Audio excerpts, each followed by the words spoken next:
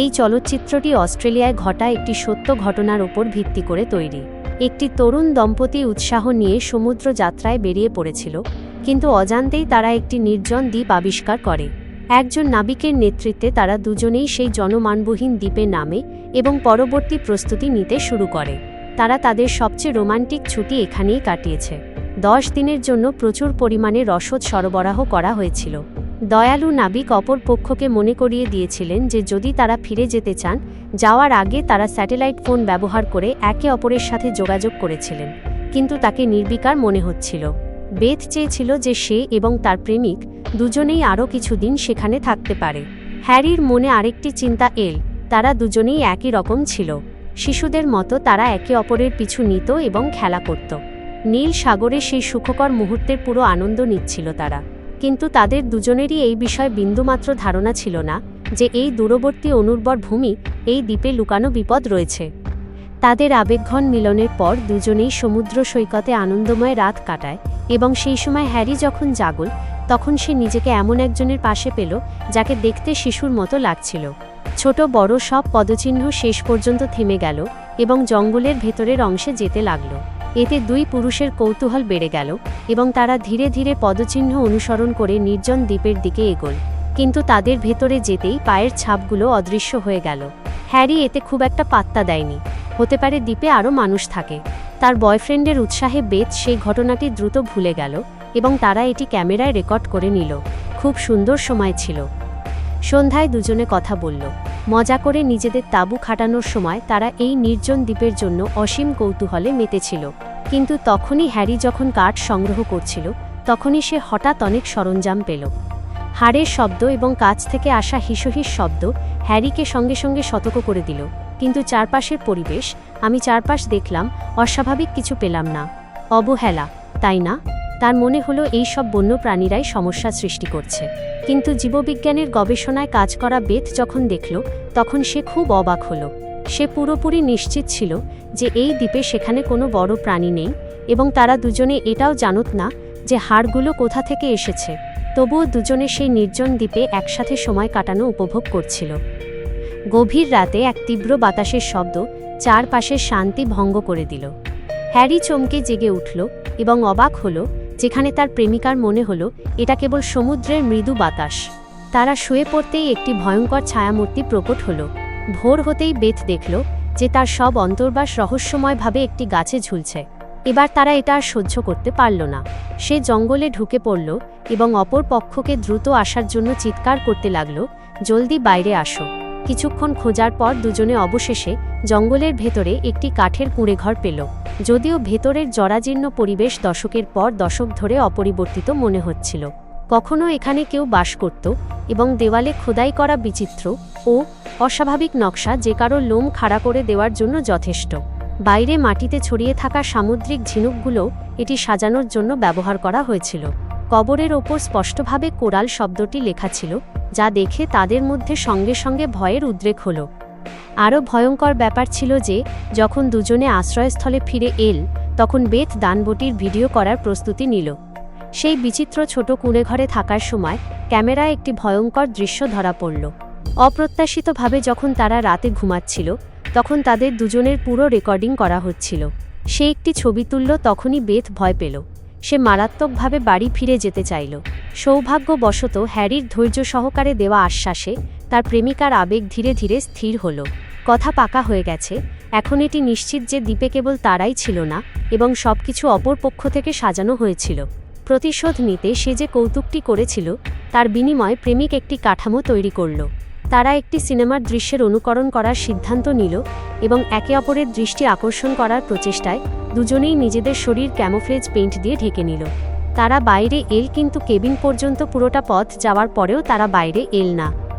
তারা যখন ফিরছিল, তখন অনেকগুলো গুলির শব্দ শোনা গেল এবং তারা কাছেই কিছু দেখল। সমুদ্রে একটি মাছ ধরার নৌকা ছিল, এবং বেথ অনুমান করল যে তারা নিশ্চিতভাবে হাঙ্গর শিকার করছিল।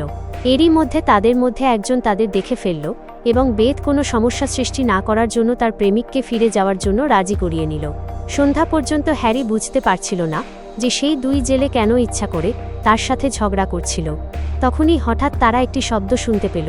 একজন মহিলা চিৎকার করল, এবং দুই পুরুষ সাহস সঞ্চয় করে চেষ্টা করল। শব্দের পিছু ধাওয়া করে কেবিনে ফিরে আসার পর হ্যারি ভেতরে একটি ডায়েরি পেল। সে এতে লেখা বিষয়গুলো দেখে মোহিত হয়ে গেল এবং পড়ার মধ্যে মগ্ন ছিল। তখনই তার প্রেমিকার চিৎকার তাকে থামিয়ে দিল। দেখা গেল যে কোরাল নামক কবরটি আগে আবিষ্কৃত হয়েছিল, তাতে কেবল অনেক ঝিনুকি রাখা ছিল না, বরং উজ্জ্বল লাল রঙের প্রবালের একটি টুকরোও ছিল।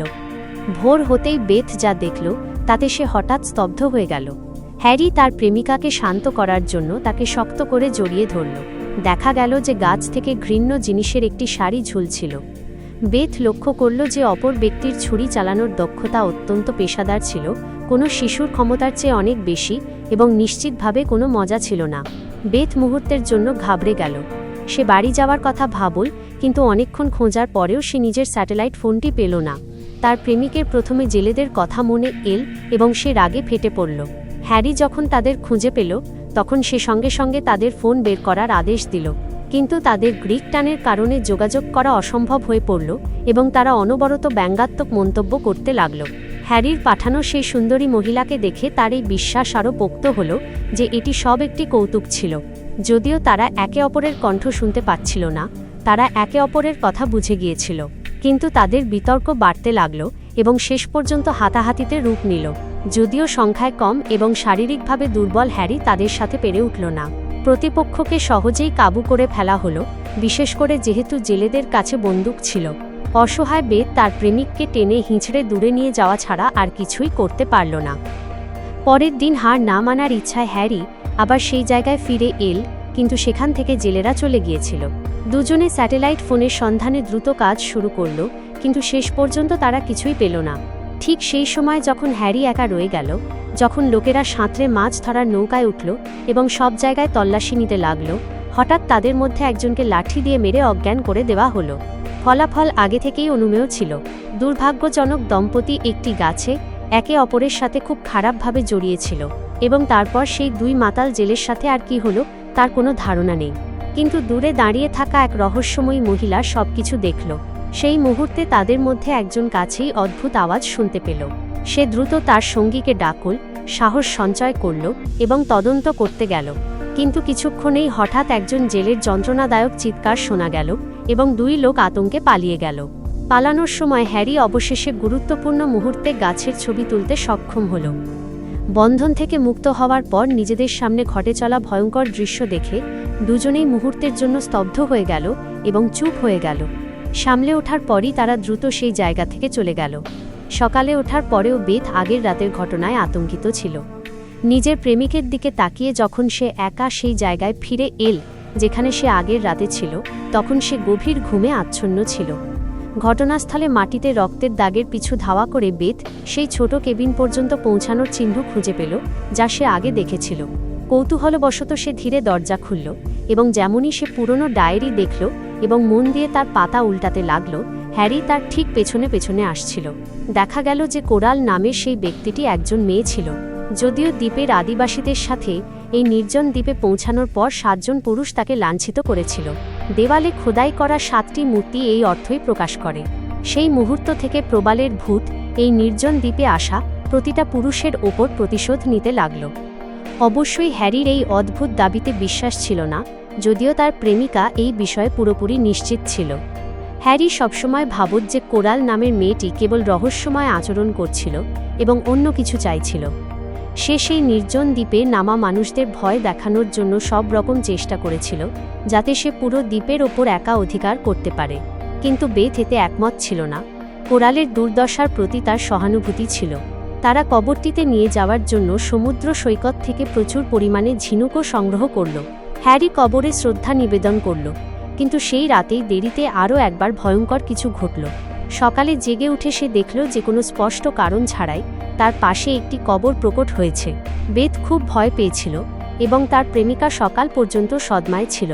তখনই ওপর দিয়ে উড়ে যাওয়া একটি বিমান হঠাৎ তাদের মনে করিয়ে দিল সেই নির্জন দ্বীপ যত দ্রুত সম্ভব ছাড়ার জন্য দুজনে দ্রুত আরও জ্বালানি কাঠ সংগ্রহ করল, যা তারা একটি গুরুত্বপূর্ণ মুহূর্তে ব্যবহার করেছিল। এটি বিপদের সংকেত পাঠাতে পারে। হঠাৎ হ্যারি জঙ্গলে ফোনের রিংটোন শুনতে পেল।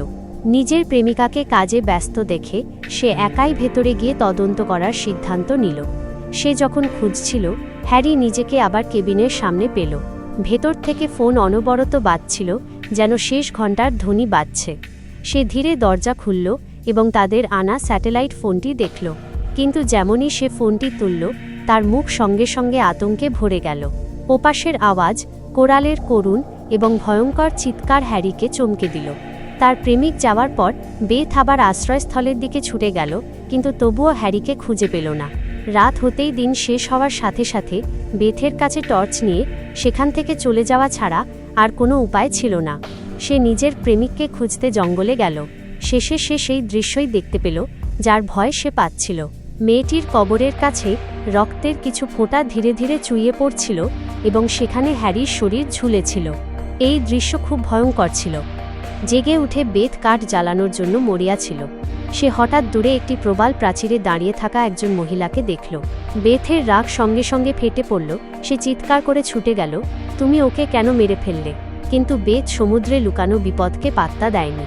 বিপদ ছিল তার পায়ের তলায় বিষাক্ত স্টোনফিশ নামক মাছের হুল। এই মাছের বিষকে হালকাভাবে নেওয়া উচিত নয়, গুরুতর ক্ষেত্রে এটি প্রাণঘাতী হতে পারে। বেথের পক্ষে অসহ্য যন্ত্রণা সহ্য করা কঠিন ছিল যখন কোরাল কেবল চিৎকার শুনে একবার পেছনে তাকাল এবং তারপর নির্লিপ্তভাবে সমুদ্রের দিকে তাকিয়ে রইল।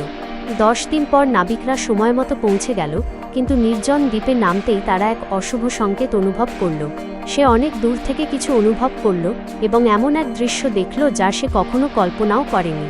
দম্পতির পুরনো আশ্রয়স্থলের কাছে দুটি নতুন কবর দেখা গেল। গল্পের শেষে নাবিক সেই কেবিনটিও পেয়ে গেল এবং তাতেও ডায়েরি পেয়ে গেল। কিন্তু যেমনই নাবিক তার পাতা উল্টাল, তার পেছনে যে মূর্তিকে দেখা গেল তা শান্ত দেখতে বেথই ছিল। দেখা গেল যে নাবিক আগে যে দুটি কবর দেখেছিল, একটি কোরালের এবং অন্যটি হ্যারির। এটি অস্ট্রেলিয়ার গ্রেট ব্যারিয়ার রিফে ঘটা একটি সত্য ঘটনা। এই ঘটনা অস্ট্রেলিয়ার উত্তর পূর্ব উপকূল থেকে দূরে একটি নির্দিষ্ট এলাকায় ঘটেছিল। 1600 মাইলেরও বেশি দূরে বিশ্বের সবচেয়ে বড় প্রবাল প্রাচীর অবস্থিত, যা বিশ্বের 7টি প্রাকৃতিক আশ্চর্যের একটি। প্রতি বছর অসংখ্য পর্যটক তাদের ছুটির সময় দ্বীপ বা সমুদ্রে দুর্ঘটনার কারণে প্রাণ হারান।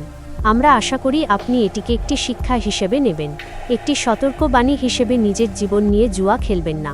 এবং এই মুভি এখানেই শেষ হয়ে যাচ্ছে। আপনাদের মুভি এক্সপ্লেনেশন কেমন লাগল কমেন্টে অবশ্যই